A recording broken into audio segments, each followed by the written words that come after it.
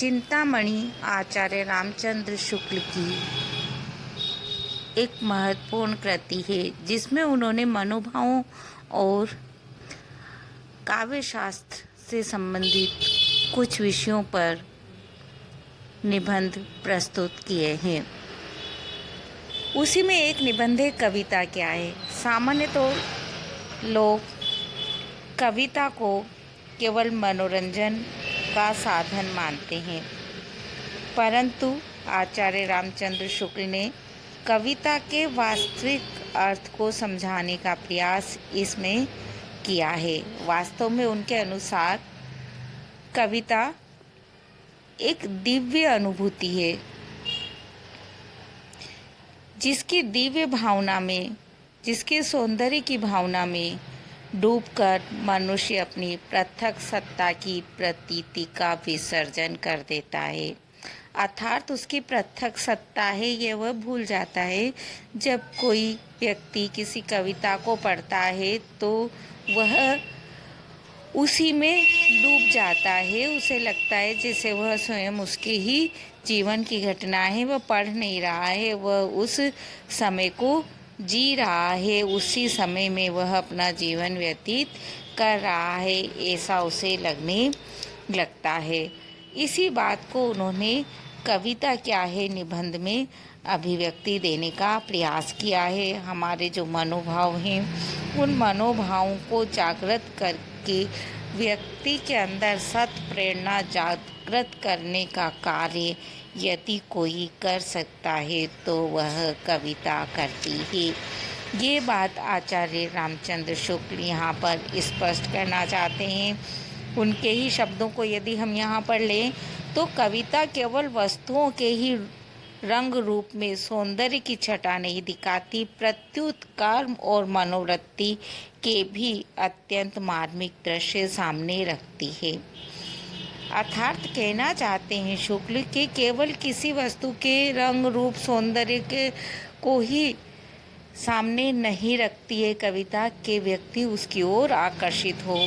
वह मूल रूप से कर्म और मनोवृत्ति के सौंदर्य को सामने रखती है। अर्थात कर्म का निषेध नहीं करती है। हमारी जो निषेधात्मक प्रवृत्तियां हैं उन्हें वह बदलना चाहती है, उन्हें समाजोन्मुख करना चाहती है, समाज के हित के उन्मुख करना चाहती है और इस तरह से कविता अपना कार्य करती है। वह कार्य करती है जिसे किसी कानून के द्वारा या मृत्यु के भय के द्वारा भी नहीं किया जा सकता। हम कुछ बिंदुओं के माध्यम से उनके इन विचारों को समझें जो उन्होंने कविता क्या है निबंध में प्रस्तुत किए। पहली चीज़ हमने ये देखी है कि उन्होंने कविता केवल मनोरंजन की वस्तु नहीं मानी है, वह अपने कर्म सौंदर्य के माध्यम से व्यक्ति को सुधारने का प्रयास करती है।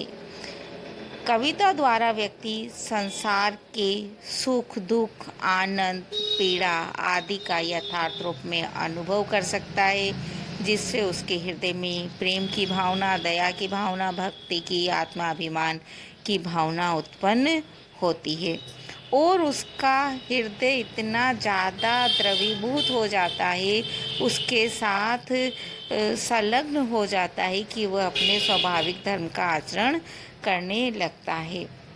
इस तरह से देखा जाए, जब वह अपनी गलत प्रवृत्तियों को छोड़कर अच्छी प्रवृत्तियों की ओर बढ़ता है तो उसी से निकलता है कि वह हमारे चरित्र को सत प्रेरणा की ओर ले जाने का कार्य भी करती है। किसी व्यक्ति को हमें सुधारना है तो उसे सत प्रेरणा देने के लिए, अच्छी प्रेरणा देने के लिए हमें कविता का माध्यम अपनाना चाहिए। आज घर घर में पूजी जाती है तुलसी की रामचरितमानस। उसका कारण यही है कि रामचंद्र के अनेक उदात्त गुणों को उन्होंने वहाँ पर प्रस्तुत किया है। उसमें आदर्श विद्यमान है जिसके प्रति हमारा हृदय श्रद्धा से भर जाता है। वहाँ दोनों तरह के चरित्र प्रस्तुत किए गए हैं। रावण का चरित्र दुष्टता का चरित्र है, अशुभ प्रवृत्तियों से युक्त चरित्र है, और दूसरी ओर राम का चरित्र है। दोनों चरित्रों को प्रस्तुत करके कवि दुष्प्रवृत्तियों से मुक्त होने की बात और सत प्रवृत्तियों को, सत चरित्र को अपनाने की बात उसके माध्यम से करते हैं। अगले बिंदु के रूप में हम देख सकते हैं कर्म में प्रवृत्त करने की प्रवृत्ति। सामान्यतः व्यक्ति की प्रवृत्ति होती है कि वह अपने लाभ को देखकर ही किसी कार्य में प्रवृत्त होता है, परंतु संसार में हर कार्य लाभ के लिए ही नहीं किया जाता है, तो समाज हित के लिए भी व्यक्ति को कार्य करना चाहिए। उसे उन कार्यों के प्रति प्रोत्साहित करने की भावना यदि कोई भर सकती है व्यक्ति के हृदय में, तो वह है कविता। क्योंकि कविता के माध्यम से व्यक्ति के हृदय में करुणा की भावना, दया की भावना को जगा दिया जाता है और वह करुणा और दया की भावना ही उसे समाजोन्मुख करती है, समाज का हित करने के लिए उन्मुख करती है। इस तरह से कविता व्यक्ति को कर्म की ओर प्रवृत्त करती है। व्यक्ति की सौंदर्य अनुभूति का प्रसार भी कविता करती है, क्योंकि कविता के द्वारा मानव का हृदय द्रवीभूत हो जाता है।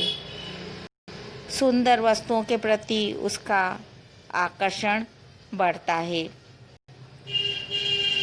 और उसे सृष्टि में सौंदर्य का अनुभव होने लगता है। इस तरह से सात्विक भावधारा को सौंदर्य के माध्यम से प्रभावित करने का काम कविता करती है। इसी प्रकार अपनी कोमलता के माध्यम से, अपनी भाषा के माध्यम से जो गुण, रस, अलंकार, व्यंजना आदि से युक्त होती है, कविता इस तरह का विधान करती है जिससे सुनने और पढ़ने वाले को असीम सुख मिलता है, जिसे हम श्रुति मधुरता का नाम दे सकते हैं। कविता की इस विशेषता के कारण ही वह सदैव हृदय व्यक्तियों पर अपना विशेष प्रभाव छोड़ती है, यहाँ तक कि कठोर हृदय व्यक्ति को भी अपनी ओर आकर्षित करती है। देखा जाए तो सारी सृष्टि में सौंदर्य बिखरा पड़ा है, परंतु व्यक्ति अपने उलझनों में इतना ज़्यादा उलझा हुआ होता है कि वह उस सृष्टि सौंदर्य का अनुभव ही नहीं कर पाता है। कविता इस सृष्टि के सौंदर्य में व्यक्ति को अनुरक्त करती है और वह उन वस्तुओं का आस्वादन इस तरह से करने लगता है जैसे कि वह उनके साथ जी रहा है और सात्विक भावना से वह भर उठता है। चेतन अचेतन पदार्थों पर वह सौंदर्य बोध मनुष्य के हृदय को भावुकता से भर देता है। इस तरह से सारी सृष्टि उसे सुंदर लगती है कविता के माध्यम से। यथार्थ की अनुभूति भी कविता हमें करवाती है। जब हम सृष्टि की प्रत्येक वस्तु को अपने जैसा ही देखते हैं कविता के अंदर, तो इसके माध्यम से हम यथार्थ की अनुभूति करते हैं और ये समझते हैं कि प्रकृति भी हमारी ही तरह अनुभव करती है और हम मानवता के गुणों से युक्त होते हैं। परिणाम स्वरूप करुणा के संचार से हम जो दुखी व्यक्ति हैं उनका सहयोग करने के लिए तत्पर होते हैं। इस तरह से कविता व्यक्ति को यथार्थ की अनुभूति कराकर उस यथार्थ को स्वीकार करते हुए उस यथार्थ को एक सत्य मार्ग पर, एक अच्छे मार्ग पर, एक समाज के हित के मार्ग पर ले जाने के लिए उन्मुख करती है और उसके अनुसार ही वह भाषा का, छंद का, अलंकारों का विधान करती है। जो कुछ भाव वह व्यक्ति के हृदय में जगाना चाहती है, उस भाव को तीव्र करने के लिए कविता अलंकार का, छंद का, भाषा का इस तरह का विधान करती है कि उससे व्यक्ति का वैसा भाव जगे और वह व्यक्ति जो पात्र जिस तरह से उस कविता में अपना सुख या दुख अनुभव कर रहा है, उसी अनुभव को वह व्यक्ति भी करता है। इस तरह से उसे रसास्वादन करवाती है, उसे आनंददायक बना देती है। भाव चाहे कैसा ही हो, दुखदायक हो चाहे सुखदायक, उसे वह आनंददायक बनाकर प्रस्तुत करती है और उसके अंदर की करुणा की भावना को, दया की भावना को जगाकर उसे अच्छे कर्म की ओर प्रवृत्त करती है। ये कुछ बात आचार्य रामचंद्र शुक्ल कविता क्या है निबंध में समझाना चाहते हैं। कविता क्या है? निबंध उनका एक वैचारिक और सैद्धांतिक विवेचनात्मक निबंध है जिसमें उन्होंने कविता के प्रत्येक पक्ष को खुलकर सामने रखा है। आप इस वीडियो को अपने सहपाठी मित्रों को